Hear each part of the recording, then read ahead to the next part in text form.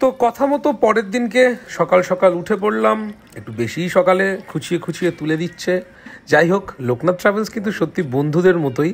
যেমন বন্ধুরাও বলে না তাড়াতাড়ি ওঠ, বেরোতে হবে তো, লোকনাথ ট্রাভেলসও যে তাড়াতাড়ি উঠুন দাদা, বেরোতে হবে তো, আর ঘুমালে চলবে। এই ব্যাপারটা একটু যেমন রাগও ধরিয়েছে, আবার তেমনি ভালোও লাগিয়েছে। পরে যখন সকাল সকাল বোটে উঠে হাওয়া খেয়েছি এবং সাথে কচুরি, তখন মনে হচ্ছে না, এটা তুলে দিয়ে ভালো করেছে। লোকনাথ ট্রাভেলসের কিন্তু খাওয়া দাওয়ার কোনো ফাঁকি হবে না বস। ওরা কিন্তু সকাল সকাল উঠতে উঠতেই চা, বিস্কিট, কচুরি, তরকারি, যা যা ওদের মোটামুটি আছে লিস্টে সবই কিন্তু খাওয়ায়, মানে আর টাটকা খাবার, ফ্রেশ খাবার। কিন্তু গরম ছিল প্রচণ্ড। বাচ্চা কাচ্চা ছাড়া কিন্তু বেশি বড় মানুষদের কিন্তু এই গরমে এনার্জি থাকার কথা নয়, কারণ বাচ্চা কাচ্চাদের মধ্যে একটা অন্যরকম সুপার ন্যাচারাল পাওয়ার থাকে, সব ওয়েদারই ওদের বিশাল এনার্জি থাকে। আমি জানি না কীভাবে, তো যাই হোক, আসলে নিষ্পাপ মন তো, ওর জন্যই বোধহয় এনার্জি বেশি।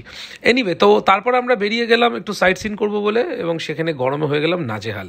এখন রয়েছে সুন্দরবন টাইগার রিজার্ভ, যেটা খুবই ফেমাস আর খুবই কমন একটা জায়গা সুন্দরবন ট্যুরের মধ্যে পড়ে, যেখানে বাঘকে সংরক্ষণ করার কথা বলা হয়, যেটা আমাদের প্রত্যেককেই জানা উচিত। গোটা ভারতবর্ষ যদি সেভ টাইগার, কারণ না হলে এরা কিন্তু বিলুপ্ত প্রাণীর মধ্যেই চলে যাচ্ছে।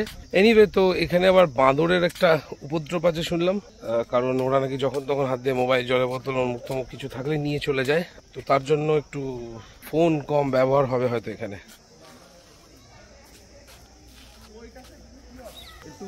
মানে ইয়ে করার চেষ্টা করবো, আমরা তাড়াতাড়ি যত দূরে ব্যাক করার চেষ্টা করবো। এই যে ঝড়ের এফেক্টটা করবে তো সুন্দর মনে একটা ঝড়ের পূর্বাভাস আছে, তার জন্য ওরা একটু সতর্ক করে দিচ্ছে সবাইকে। হয়তো আসতেও পারে বা নাও আসতে পারে, তবুও মানুষজন আশাবাদী, বলছে কিছুই হবে না। আসলে বাঙালি এরকমই, ঘুরতে আসলে কোনো কিছু ঝড় ঝঞ্ঝা কোনো কিছুই আর কি পাত্তা দেয় না, তবু ওদের দায়িত্ব তো ওরা পালন করবে, এতগুলো লোক যেহেতু ওদের সাথে আছে। সুন্দরবন সম্পর্কে নানান অভিজ্ঞতা আছে, ও যা যা বললো তার সঙ্গে যেটা মিলিয়ে বলা যায় যে এই ক্যাম্পাসটা মোস্টলি একটা আর্টিফিশিয়াল জায়গা, যেখানে এই পুকুরটাতে বিরল প্রজাতির কয়েকটা কচ্ছপ রাখা আছে, তাদের নিয়ে বিস্তর গবেষণা চলছে। ওরা ওয়াইল্ডে আবার সার্ভাইভ করতে পারবে কি পারবে না, কারণ একটা দিন ছিল যখন এখানে ফ্রেশ ওয়াটার ফ্লোটাই এই ডেল্টাটাকে তৈরি করেছে, গঙ্গা এবং ব্রহ্মপুত্রের জলধারা এসে। কিন্তু সেই ব্যাপারটা এখন টোটালি নেই, টোটাল ব্যাপারটা এখন লোনা জল, সমুদ্রের দিক থেকে ঢুকছে এবং সমুদ্রে রিটার্ন যাচ্ছে। তো এদের সার্ভাইভাল যে এরিয়াটা সেটা নষ্ট হয়ে যাচ্ছে। তো সেই কচ্ছপগুলো আছে, আর একটা কুমিরের পুকুর আছে যেখানে দুটো বাচ্চা কুমির গরমের সময় কখনো দেখা যায় কখনো যায় না।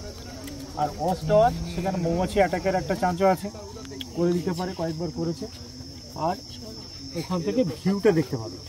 এইটা দেখার পরে আমরা আবার আমাদের বোটটাতে রিটার্ন করব, তারপরে বোটটা আরও 40 মিনিট রান করলে একটা প্রপার চ্যানেল পাবো যেখান দিয়ে জঙ্গল এন্ট্রিটা হবে। আর আজকে পূর্ণিমার পরের দিন, তো জোয়ারটা অলরেডি শুরু হয়ে গেছে। বেসিক্যালি ব্যাপার কি, এখন আর সেরকম ভাবে কিছুই নেই, ওই নামেই সংরক্ষণ, নামে অমুক তমুক। কুমির দেখা গেলে দেখা যেতে পারে ভাগ্যে থাকলে, কচ্ছপ দেখা গেলে দেখা যেতে পারে ভাগ্যে থাকলে, সবই নাকি ভাগ্যে থাকলে।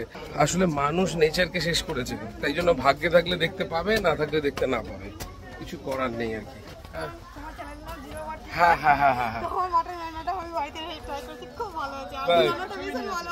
দেখা হয়ে গেছে, তারা সবাই মিলে কি করছে। তোমরা অন্য বোর্ডে আছো নাকি? প্রচন্ড গরম, এই গরমে খুব একটা বেশি এনজয় করা যায় না।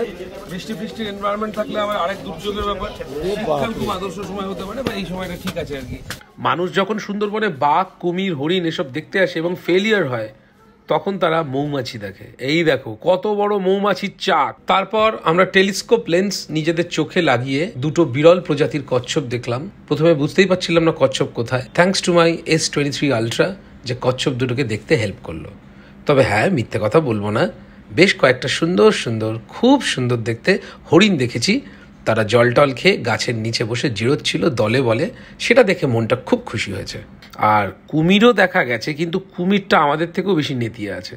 তার দোষ নাই, গরমে সে কি করবে এই গরমে সে? কলকাতা থেকে তাকে লোকে দেখতে এসছে বলে উঠে কি নাচবে, নাকি খুনবাড়ি মাং পার্ট 2 তৈরি করবে? কোনটা করবে? সুন্দরবন নামকরণ হয়েছে, হ্যাঁ, এই গাছটার থেকে সুন্দরবন। চারিদিকে এত সবুজ, হাতে S23 আলট্রা, তাও একটা ফটোতে ভাবলাম না। তোজো মোটামুটি সুন্দরবনে গিয়ে আমার S23 আলট্রার পুরো মেমোরি খেয়ে ফেলেছে নিজের ছবি তুলে, তাও বলছে নাকি ওর এখনো ছবি তোলা হয়নি। মানে কি করবো আমি এদের নিয়ে? তুমি কি দেখেছো? তুই যে এসছিস আজকে ঘুরতে, তো আনন্দ হচ্ছে? গরম লাগছে না? এই সোজাটা দেখুন, এই যে সোজা অনন্ত জলরাশি দেখছেন, এটা আপনি মনে করুন বঙ্গোপসাগর দেখছেন। কারণ এই স্টেট এখান থেকে আরো 70 কিলোমিটার পর্যন্ত কোনো ল্যান্ড নেই। তারপরে গিয়ে বঙ্গোপসাগর। মাতলা নদী এর আগে আপনারা শুরুতে পেয়েছেন বলতে এই মাতলা নদীটা ওই ঝড়খালি আইল্যান্ডের ওপার দিয়ে যাচ্ছে, মাতলা নদী বয়ে যাচ্ছে, যে ক্যানিং পর্যন্ত পৌঁছে গেছে, ঘটকপুকুর পর্যন্ত পৌঁছে গেছে। তো স্যার ওই আইল্যান্ডটা হচ্ছে ঝড়খালি আইল্যান্ড। আচ্ছা, তো ব্যাপারটা হলো ওই মাতলা নদী দিয়ে জলটা এসে এখানে সাইডে একটা ছোট কার্গো শিপ আছে, দেখুন জঙ্গলের কিনারে, মানে গাছপালার কিনারে একদম আসছে। ওই কার্গো শিপের কাছ থেকে আরেকটা চ্যানেল ঢুকে গেছে ওদিকে, যার নাম হলো হেড়ো ভাঙা। মাতলা ওটা ওদিকে হেড়ো ভাঙা, এইটা হলো বিদ্যা, যেটা কিনা আপনাদের সেই গোসাবার ওখানে পৌঁছে গেছে। আমরা এলাম গোমর দিয়ে, তো গোমর, বিদ্যা, মাতলা, হেড়ো ভাঙা, মাতলা। আর আমাদের ওই যে রোডটা যাচ্ছে, এই যে কালো রঙের আমাদের কর্নারটা, ওখানে গেলে দেখুন একটা বিরাট বড় নদী বাঁদিকে ঢুকে গেছে, যেমন ওর নাম হলো বড় গাজী। বড় গাজী, তো বড় গাজী, গোমর, বিদ্যা, হেড়ো ভাঙা আর মাতলা, এই হলো 5টা মুখ। থ্যাঙ্কস টু লোকনাথ ট্রাভেলস এত সুন্দর একটা অ্যারেঞ্জমেন্ট করার জন্য। খুব দারুণ ঘুরেছি লোকনাথ ট্রাভেলসের সাথে। তোমরা যদি লোকনাথ ট্রাভেলসের সাথে ঘুরতে চাও তাহলে অতি অবশ্যই ডিসক্রিপশনে ওদের নাম্বার আছে, কিংবা স্ক্রিনেও ভেসে ওটা নাম্বারে যোগাযোগ করতে পারো। খুবই ভালো মানুষজন ওরা, এবং খুবই সুন্দর গাইড করবে তোমাদেরকে। তো চলো বোটটা একটু তোমাদেরকে দেখিয়ে দিই। ওপরে বসার অ্যারেঞ্জমেন্ট আছে, নিচে আছে ল্যাদ খাওয়ার অ্যারেঞ্জমেন্ট। একটু ঘুমোতেও পারো, একটু শুতেও পারো। বোটের একদম শেষ প্রান্তে ইঞ্জিনের কাছে এক ভদ্রলোক, ঠাকুর ভদ্রলোক, যে আমাদের জন্য রান্না করছিল, শুধু সে নয়, তার team, thanks to him and his team, যে আমাদের জন্য এই গরমের মধ্যেও এত সুন্দর সুন্দর রান্না করছিল। দুর্দান্ত সমস্ত আইটেম হয়েছিল, তবে খাবার ছিল জাস্ট অন্য লেভেল ভাই। একটা খুব দারুণ ব্যাপার হচ্ছে, ব্রেকফাস্ট আর লাঞ্চের মাঝখানে ওরা একটা করে স্ন্যাক্স দেয়। গতকাল যেমন আমুদি মাছ ভাজা দিয়েছিল, তেমনি করে আজকে চিংড়ি পকোড়া দিচ্ছে, বা চিংড়ির ফ্রাইও বলতে পারো। যাই হোক, চিংড়ি পকোড়াটা বলাটাই বেটার হবে। বেশ গরমা গরম মুচমুচে খাস্তা, তো ফাটাফাটি লাগলো খেতে। মানে ফ্রেশ চিংড়ির পকোড়া কান্না ভাল লাগে। দুপুরবেলায় গরমা গরম চিংড়ির পাকোড়া খেয়ে আমাদের বোটে উপস্থিত থাকা সমস্ত বৌদিরা হঠাৎ করে দেখলাম রাতের গান গাইছে। তো বেশ ভালোই, সবাই মিলে বেশ একসাথে গান বাজনা করছে, খুবই ভালো লাগলো। তারপরে আমরা চলে গেলাম সাইট সিন করতে, আবার চিংড়ির পাকোড়া টাকোড়া খেয়ে। এই সাইট সিনটা একটু গরমটা কম, কারণ তার আগে হালকা ছিটছিটে একটু বৃষ্টি বৃষ্টি হয়েছে। তো বৃষ্টি হয়েছে বলে একটুখানি ঘুরতেও ভালো লাগলো। তবে এবারও কোনো কিছু সেরকম দেখা পেলাম না। তবে তুলি দেখলাম ওই পুচকে বাচ্চাটাকে নিয়ে কোলে কোলে এদিক থেকে ওদিক ঘুরেই চলেছে। তো ওর নিজের আনন্দের পছন্দের কাজও খুঁজে নিয়েছে, কিন্তু আমরা তো কিছুই খুঁজে পাচ্ছি না, কি করব বুঝতে না পেরে। হ্যাঁ, আমরাও ভাট বকলাম, কি করব, ভাট বকলাম। প্রচন্ড চকচক করছে চারিপাশ, কারণ বৃষ্টি হয়েছে মুষলধারে। এটা কি গাছ? কেওড়া গাছ। কেওড়া গাছে ভূত থাকে বলে না, ওইটাই নাকি? দেখো ওটা শেওড়া। তো আমরা সবাই এক বোটে আছি, তো স্বাভাবিকভাবেই সবার সাথে সবার খুব ভালো বন্ধুত্ব গেছে। তো আমরা এখন সবাই মিলে একটা ওয়াচ টাওয়ারে উঠছি, জঙ্গল টঙ্গল দেখবো আর কি। এইটাই ঘোরা, এইটাই সব কিছু আর কি। এখানে অনেক গাছপালা দেখা যাচ্ছে, সুন্দর সবুজটা আরো বেশি, মানে জোরদার সবুজ হয়ে গেছে বৃষ্টির পর।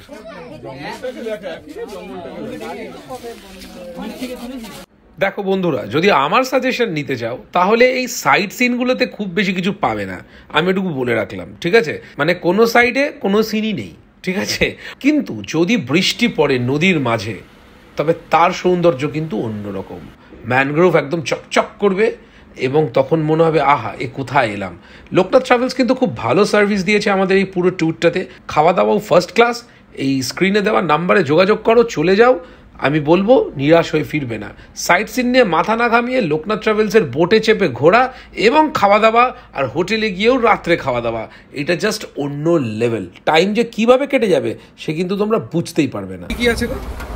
সাদা ভাত, ডাল, আলু ভাজা, শুক্তো, ভেটকি মাছ, পাবদা মাছ, চাটনি, পাপড়। তোমাদের যাদের এখনো পর্যন্ত নদীর বুকে চড়তে চড়তে, মানে বোটে চড়তে চড়তে খাওয়া দাওয়ার অভিজ্ঞতা নেই, যেমন আমারও ছিল না, এই প্রথমবার হলো, তাদেরকে সাজেস্ট করব অতি অবশ্যই লোকনাথ ট্রাভেলসের সাথে যোগাযোগ করো, চলে যাও এবং খাওয়া দাওয়া করো। বোটে চাপতে চাপতে একটু আধটু সাইট সিন করো।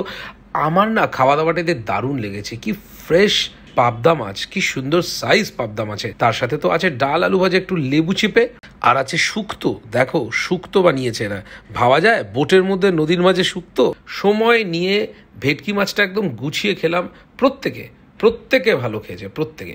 তো কি বলি, খাওয়া দাওয়াটা চমৎকার। আমি যদি নেক্সট টাইম সুন্দরবন যাই, আবার লোকনাথ ট্রাভেলসের সাথে যাব শুধুমাত্র খাওয়া দাওয়ার জন্য। খাওয়া দাওয়াটা বস, এরা জাস্ট অন্য লেভেল করিয়েছে আমাদের। আর চাটনিটা অসাধারণ, মুচমুচে পাঁপড় দিয়ে জাস্ট অন্য লেভেল।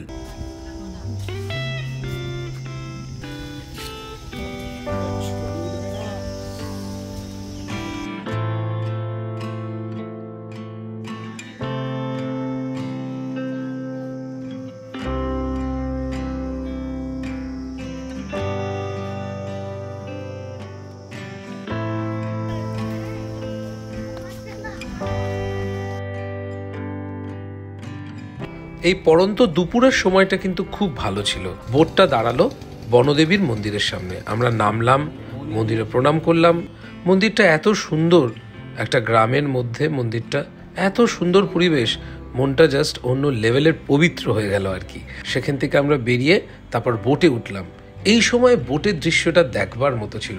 সূর্য অস্ত যাচ্ছে, তার সাথে হালকা ফুরফুরে হাওয়া, কারণ কিছুক্ষণ আগে বৃষ্টি হয়েছিল। তারপর গরম গরম চা হাতে পেয়ে একটু কেত মারতে মারতে পোজ দিতে দিতে হোটেলের উদ্দেশ্যে রওনা দিলাম।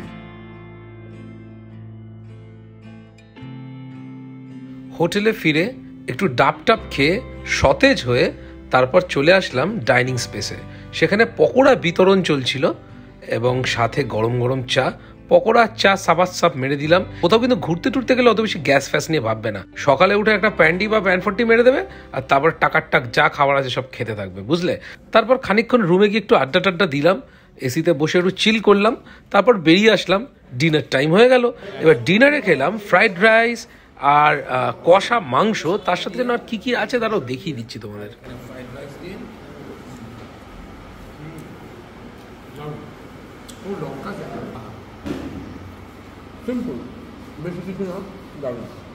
ফ্রাইড রাইস আর কষা মাংস রাতটা অবধি সব কিছুই ভালো ছিল। ভোরবেলা থেকে শুরু হলো দুর্যোগ। মোবাইলে একের পর এক দেখলাম বন্ধুদের, আত্মীয় স্বজনের সবার মেসেজ, বাবার মিস কল, মায়ের মিস কল, কারণ আসতে চলেছে এক মস্ত বড় সাইক্লোন।